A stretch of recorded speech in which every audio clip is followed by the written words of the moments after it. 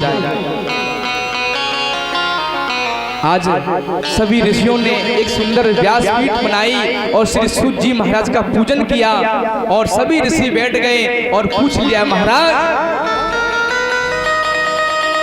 कि मानव का कल्याण कैसे होगा, उद्धार कैसे होगा, भगवान मिलेंगे कैसे। तो आज श्री सूत जी महाराज सभी सौनकादिक ऋषियों को ये भागवत रूपी अमृत उनको पिला रहे हैं। आज बड़ा आनंद आ रहा है, सत्संग हो रहा है, कीर्तन हो रहा है।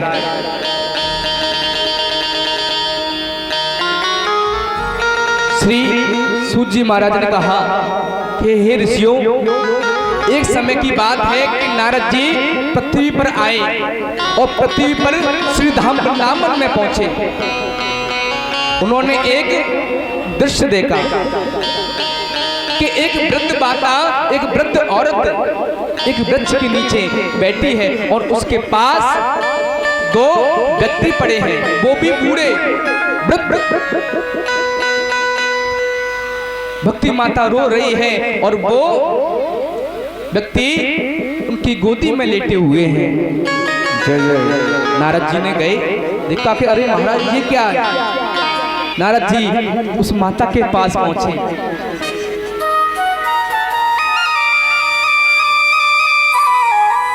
नारद जी ने कहा, अरे भैया आप कौन हो और ये कौन है आपके पास।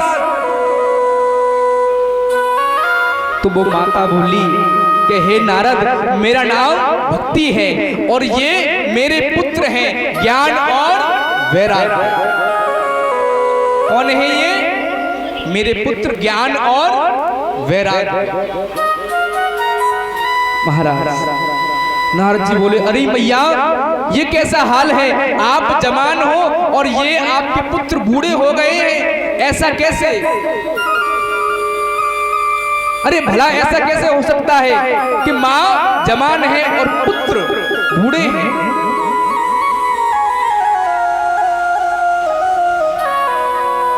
आज भक्ति माता हाथ जोड़कर बोली, हे नारद, ये कलयुग का प्रभाव है।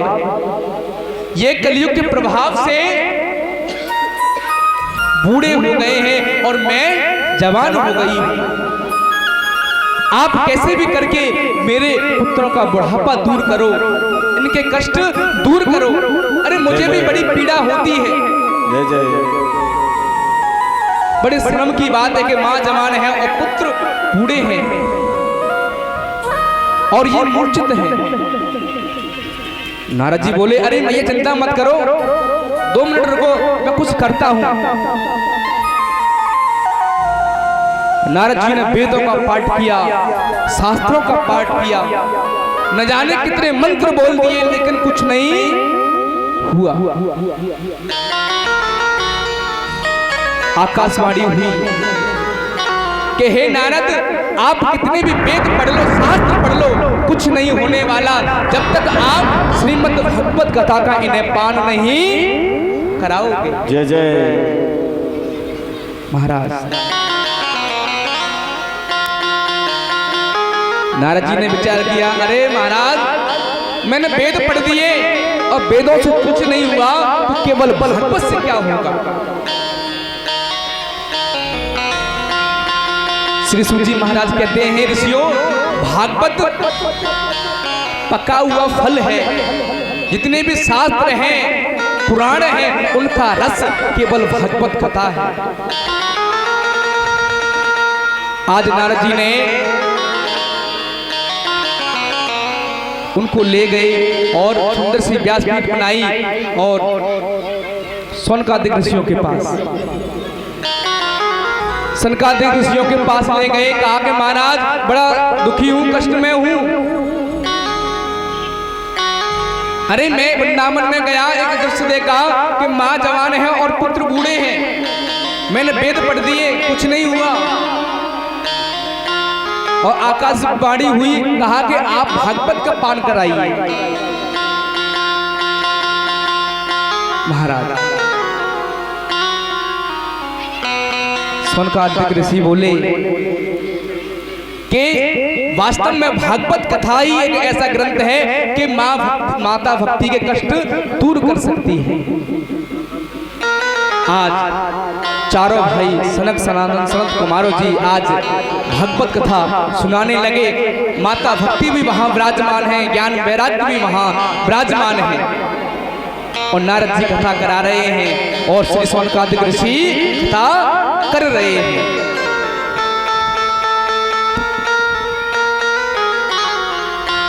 महाराज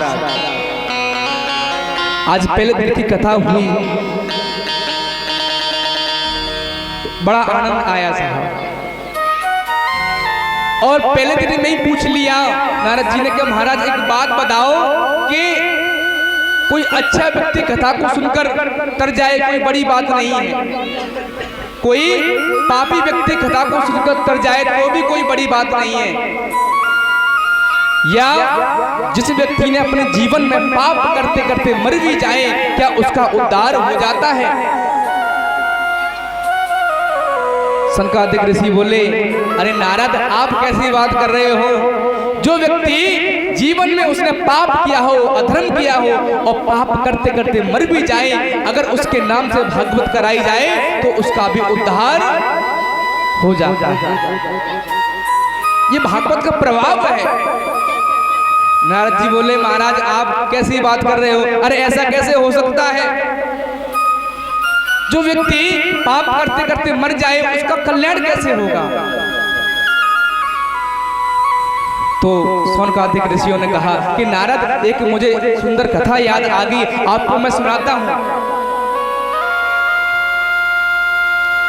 और सौनकादिक ऋषि कहते हैं कि हे नारद, एक तुंगभद्रा नदी के किनारे एक सुंदर नगर था, जिस नगर का नाम था उत्तम नगर। एक उस गांव में एक पंडित जी रहते थे जिनका नाम था आत्मदेव। और पंडित जी बड़े विद्वान महाराज, बड़े कर्मकांडी, बड़े विद्वान, बड़े कर्मकांडी। धन की कोई कमी नहीं है, सब कुछ है उनके पास।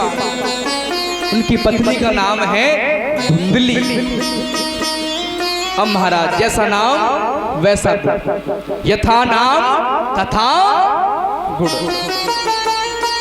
जैसा नाम है वैसा ही गुण है। पंडित जी तो पूजा पाठ करते हैं खूब, लेकिन उनकी पत्नी है वो बिल्कुल विपरीत है। पंडित जी कहते हैं कि जा काम है मत करियो, वो बाई काम है अजबत के करते हैं। और महाराज ऐसा होता है आजकल, पति कह रहे हो देवी जा काम मत करियो तो वो भाई काम है करेगी। ये मैया में खूबी होते हैं। हाँ, ता काम है कि नहीं करो भाई काम है करें ये मैया। धुंधली बिल्कुल विपरीत है। अब पंडित जी तो पूजा पाठ करते हैं, लेकिन धुंधली कभी इसकी चुगली कर, कभी उसकी चुगली कर, ऐसा उसका स्वभाव है। पंडित जी के घर एक तुलसी का वृक्ष है, रोज उसमें जल देते हैं लेकिन वो सूख जाता है। एक गाय है, उसने भी वर्षों से किसी बछड़े को जन्म नहीं दिया।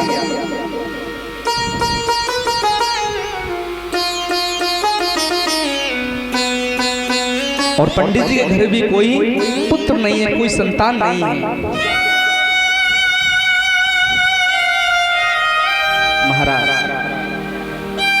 धन अपार है लेकिन संतान नहीं है। और एक बात कहूं महाराज, धन आपके पास कितना भी हो, कितने भी आप धनवान हो, अगर आपके पास कोई संतान नहीं है, कोई पुत्र नहीं है, तो धन वो बेकार बेकार है ना साहब। अरे उस तरह का आप क्या करोगे फिर? आपके वंश को आगे बढ़ाने वाला कोई नहीं है तो वो धन बेकार है। कितनी भी जमीन हो, कितनी भी जायदाद हो, कुछ नहीं होने वाला। आज पंडित जी दुखी रहते हैं कि अरे 20 वर्ष हो चुकी हैं लेकिन कोई संतान नहीं हुई। अरे मेरे मरने के बाद मेरे इस वंश को आगे कौन बढ़ाएगा? जय जय। पंडित जी दुखी रहते हैं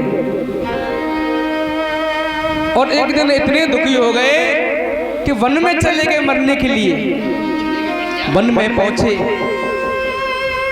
जैसे ही एक सरोवर में अपने प्राण त्यागने चाहे तो एक संत आ गए।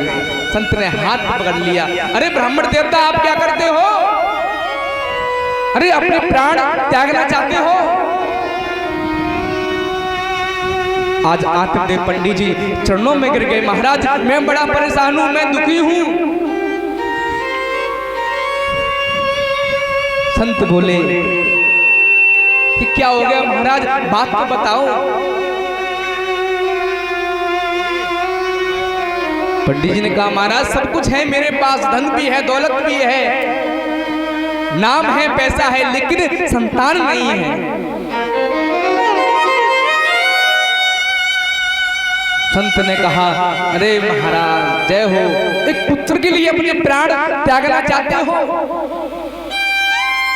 हमने सोचा कि शायद भगवान के लिए रो रहे हो, भगवान की याद में तड़प रहे हो और तुम की याद में रो रहे हो। पंडित जी ने कहा, महाराज तुमने किसने कहा कि हम भगवान के लिए रो रहे हैं? अरे हमें तो पुत्र चाहिए। महाराज और पंडित जी बोले, सुनो महाराज, अगर आपने मुझे आशीर्वाद नहीं दिया, अगर आपने मुझे पुत्र नहीं दिया, तो मैं आपके चरणों में ही अपने प्राण त्याग दूंगा।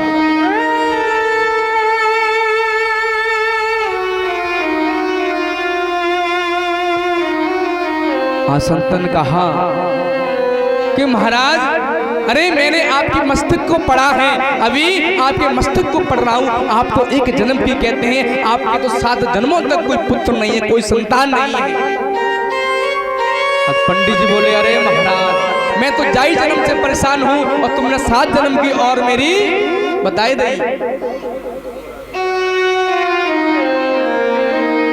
अरे मैं तो इस जन्म के लिए परेशान हूं कि इस जन्म में कोई पुत्र नहीं है, आपने मुझे 7 जन्मों की ये कथा बता दी। पंडित तो और रोने लगे और कहा कि महाराज, अगर आपने मुझे पुत्र का आशीर्वाद नहीं दिया, पुत्र नहीं दिया, तो मैं आपके चरणों में ही अपने प्राण त्याग दूंगा। संत बोले, महाराज हमने तो सोचा कि इसके प्राण बचा लें, ये तो हमारे पीछे ही पड़ गया। और वास्तव में कहते हैं, संत हृदय नवनीत समान। महाराज जी, संत हृदय नवनीत, संत का हृदय पुष्प की तरह होता है।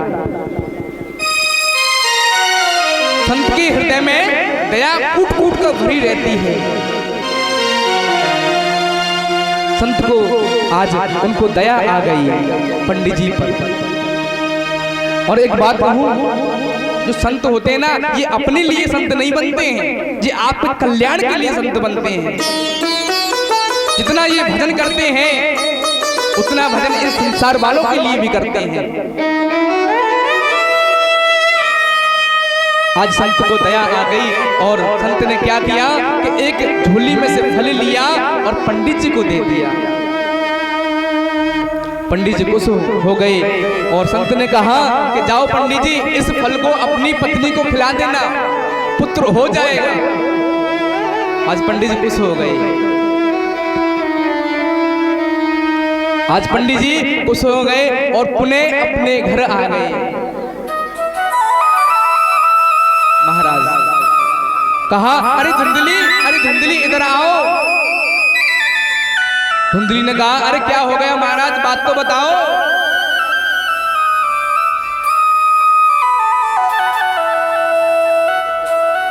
पंडित जी ने कहा कि देवी, अरे मैं संत का प्रसाद लेकर आया हूं, इसे आप ग्रहण कर लो, इसको आप खा लो, आपका गर्भ ठहर जाएगा, आपके पुत्र हो जाएगा।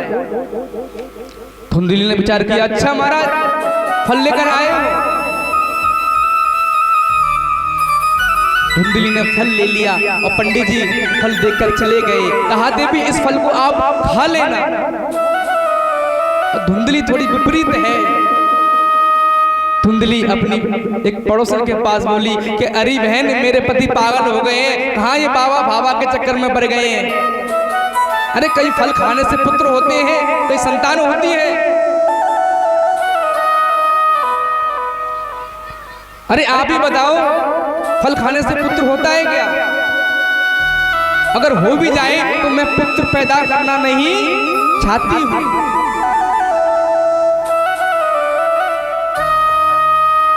महाराज, अरे तुम्हें नहीं पता है बहन, अरे पुत्र जब पैदा होता है तो बड़ी पीड़ा होती है। अरे जब पुत्र जन्म लेकर आता है तो माँ की जान को भी खतरा होता है, और मैं अपने प्राण त्यागना नहीं चाहती हूँ। और बहन, मैंने ये भी सुना है कि अपने मन का भोजन भी नहीं कर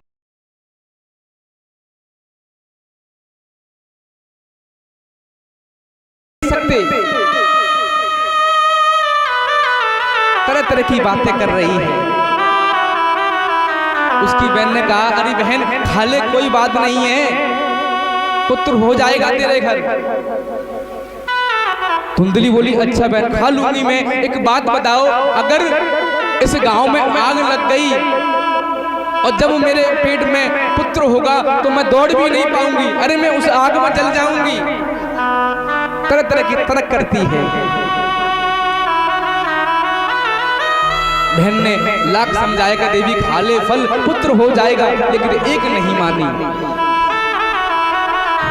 जब तक उसकी एक बहन आ गई, कहा, बहन अरे मेरे पति ये फल लेकर आए हैं और मैं पुत्र पैदा करना नहीं चाहती हूँ। उसकी बहन ने कहा, अरे देवी कैसी बात कर रही हो तुम, मेरे घर धन की बहुत कमी है और मेरे घर 4 पुत्र पहले से हैं, 5वां पुत्र होने वाला है। एक काम करना, आप मुझे धन दे देना और उसके बदले में तुम्हें पुत्र दे दूंगी। अरे मेरे गर्भ में एक पुत्र पल रहा है, उस पुत्र को तुम ले लेना और उसके बदले कुछ धन दे देना। महाराज ऐसा ही किया। धुंधली ने उस फल को नहीं खाया, उस फल को एक गाय को खिला दिया। पंडित जी से कह दिया गया, महाराज हमने तो फल खा लिया। और कुछ समय बाद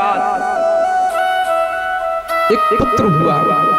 धुंधली ने रात्रि में वो पुत्र ले लिया और पंडित जी से कह दिया कि मैंने एक सुंदर पुत्र को जन्म दिया है। गांव में भी महाराज हल्ला हो गया कि पुत्र जन्मा है पंडित जी के यहाँ। पंडित जी भी खूब मिठाई बांट रहे हैं, लड्डू बांट रहे हैं कि अरे बरसों बाद मेरे घर पुत्र जन्म लेकर आया है। आज पंडित जी उसका नामकरण कर रहे हैं। पंडित जी ने कहा, अरे देवी मेरा नाम आत्मदेव है तो इसका नाम परम आत्मदेव रख देता हूँ। धुंधली बोली, अच्छा महाराज सही बात है। अरे पीड़ा सहन मैंने की, पुत्र को जन्म मैंने दिया और नाम तुम रखोगे। पंडित जी बोले, अरे देवी कोई बात नहीं, आप रख दो। अरे बात एक ही है, आप नाम रख दो। महाराज धुंधली ने कहा, सुनो महाराज मेरा नाम है धुंधली तो इसका नाम होगा धुंधकारी। क्या रख दिया? क्या रखा महाराज?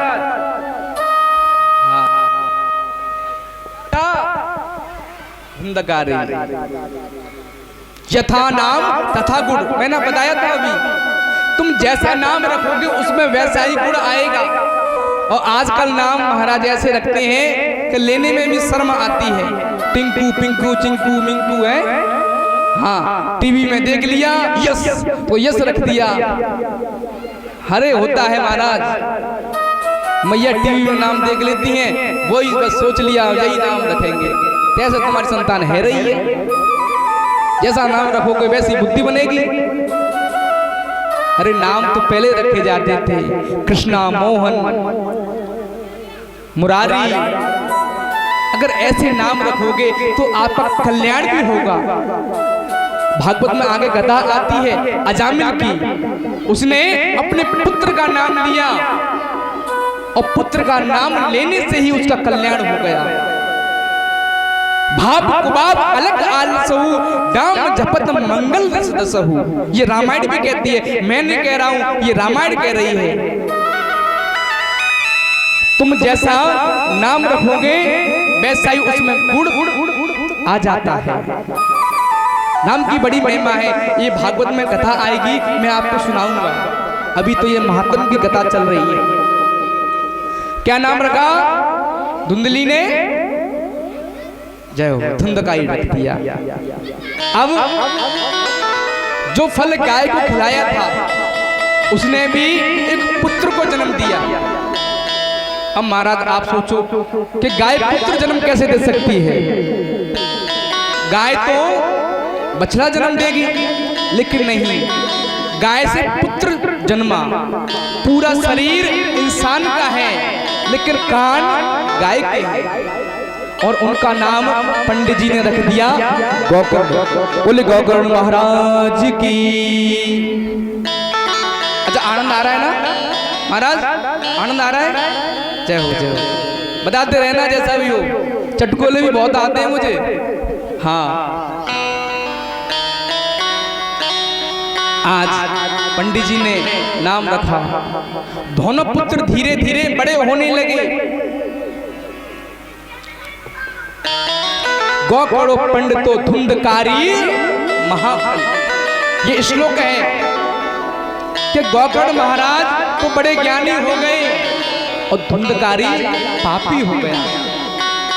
10 वर्ष की आयु है धुंधकारी की। पढ़ने जाता है तो कभी उसके बस्ते में से पेन चुरा कर ले आया, किसी के में से कॉपी चुरा कर ले आया। धुंधली को देता है कि भैया आज मैं ये चोरी करके लेके आया हूं, देख। धुंधली खुश होती है, बेटा बहुत बढ़िया। अरे तू अपना खर्चा अपने आप चला लेगा। ध्यान रखना मैया, सुन लो, बच्चे की प्रथम गुरु कौन होती है? कौन होती है? माता। माता। अरे आप बच्चे को जैसा बनाना चाहोगी तो वैसा ही बन जाएगा। अगर आप उसको डॉक्टर बनाना चाहोगी तो डॉक्टर बन जाएगा। उसको अगर आप अफसर बनाना चाहोगी तो वो अफसर बन जाएगा। और अगर आप उसको चोर बनाना चाहोगी तो वो चोर भी बन जाएगा। कोई बड़ी बात नहीं है। जैसे आप शिक्षा दोगी वो वैसा ही बन जाएगा। बच्चे को बचपन में ही समझाना चाहिए, उसको उच्च शिक्षा देनी चाहिए। लेकिन धुंधली अपने पुत्र से इतना प्रेम करती है कि उसकी गलतियों को छुपा लेती है। आज गोकर्ण महाराज विद्वान हो गए, ज्ञानी हो गए और धुंधकारी महापापी हो गए। अब इतना पाप करता है कि संतों की हत्या करता है, चोरी करता है, डकैती करता है।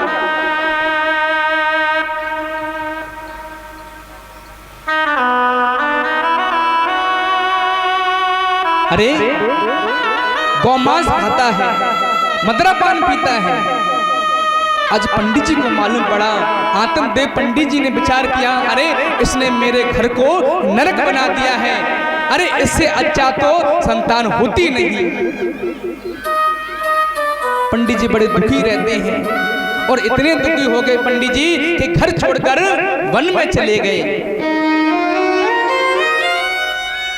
आज गोकर्ण महाराज भी तीर्थ यात्रा पर निकल गए। अब केवल धुंधकारी रहता है और उनकी मां रहती है। जुआ खेलता है, सारा धन उसने गवा दिया। पाप करता है, अधर्म करता है, संतों की हत्या करता है। एक दिन धुंधकारी मदरा पीकर आया और मां से बोला, अरे मां मुझे धन दो, मुझे धन की जरूरत है। हाथ जोड़कर बोली, बेटा अरे सारा धन, सारा सब कुछ तू तो जुए में हार चुका है। अब मैं तुझे धन कहां से दूं? धुंधकारी गुस्से में आकर बोला, सुनो माँ, मैं शाम को आऊंगा, मुझे धन चाहिए। अगर धन नहीं दिया तो मैं तुम्हारे प्राण हर लूंगा, तुम्हें मार दूंगा।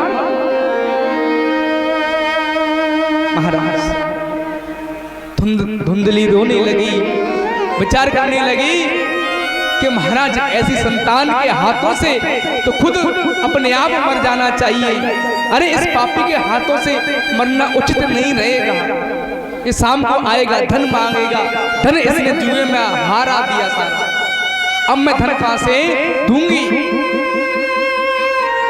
धुंधली ने विचार किया और जैसे ही रात्रि हुई, रात हुई, एक कुएं में गिरकर उसने अपने प्राणों को त्याग दिया। जय जय। अपने प्राणों को त्याग दिया। धुंधकारी आया, अरे ये तो बहुत अच्छा हुआ, माँ भी मर गई, भैया भी गया और बाबू भी गया, अब इस घर में मेरा ही राज्य है। महाराज बड़ा खुश है।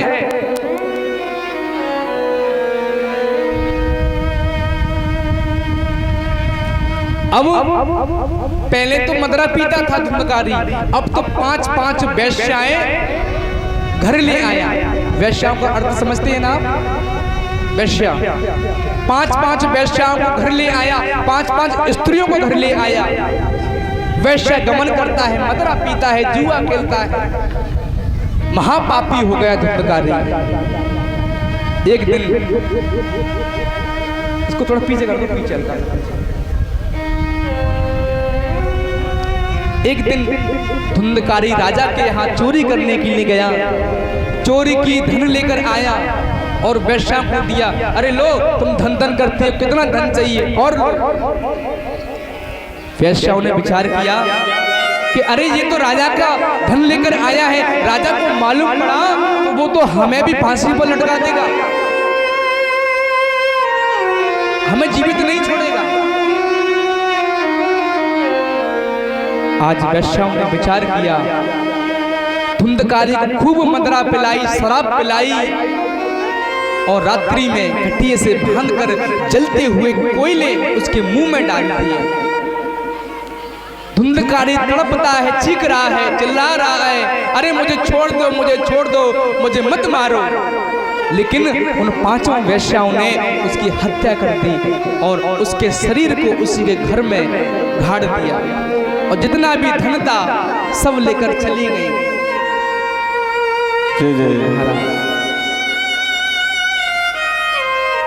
सब धन लेकर चली गई। धुंधकारी एक प्रेत बन गया। कौन बन गया? प्रेत। अब ध्यान देना एक बात, जो व्यक्ति अकाल मृत्यु मरते हैं वही प्रेत बनते हैं। ऐसा नहीं है कि कोई व्यक्ति मरा और वो प्रेत बन गया, नहीं साहब, हर एक व्यक्ति प्रेत नहीं बनता है। जो व्यक्ति फांसी लगाता है, समय पूर्ण होने से पहले अपने प्राण त्याग देता है, वो प्रेत बनता है। जिसकी मृत्यु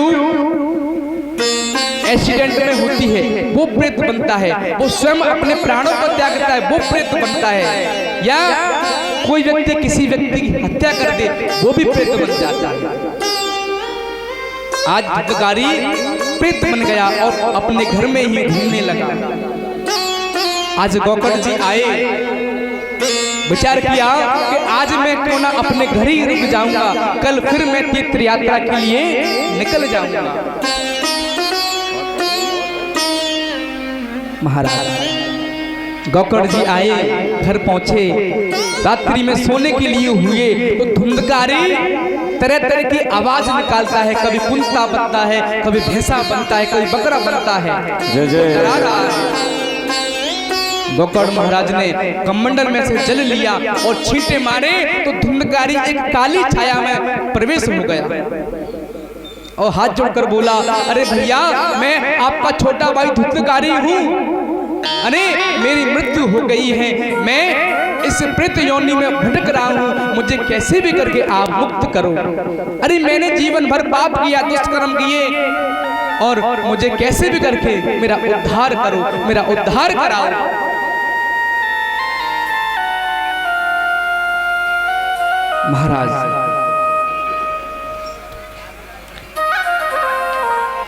गोखड़ जी महाराज बोले कि अरे भैया आप प्रेत कैसे बन गए? धुंधकारी हाथ जोड़कर बोला, महाराज ये मेरे कर्मों का ही फल है। मैंने जैसा कर्म किया मुझे वैसे ही योनि प्राप्त हो गई। कैसे भी करके मेरा उद्धार करो। तो श्री गोखड़ जी महाराज ने एक सुंदर व्यासपीठ बनाई और धुंधकारी को श्रीमद् भागवत कथा सुनाने लगे। श्रीमद् भागवत कथा बस माल्या महाराज, धुंधकारी प्रेत है, उसको एक बांस में आसन दिया, एक 7 गांठ का बांस बनाया और उसको मंत्रों के द्वारा उसमें प्रवेश कर दिया। आज कथा सुनाने लगे। पहले दिन की कथा हुई, बांस की पहली ग्रंथि फट गई। दूसरे दिन की कथा ब्राह्म हुई तो दूसरी ग्रंथि फट गई। इसी तरह 6 दिन बीत गए और 6 ग्रंथि फट गई। अब 7वें दिन की कथा जैसे ही संपूर्ण होने के लिए हुई तो बांस वो पूरा फट गया और धुंधकारी एक प्रेत योनि में से एक देव योनि में प्रकट हो गया। बोली भागवत भगवान की जय जय श्री राम। महाराज धुंधकारी का उद्धार हो गया। ये कथा सनकादिक ऋषि सुना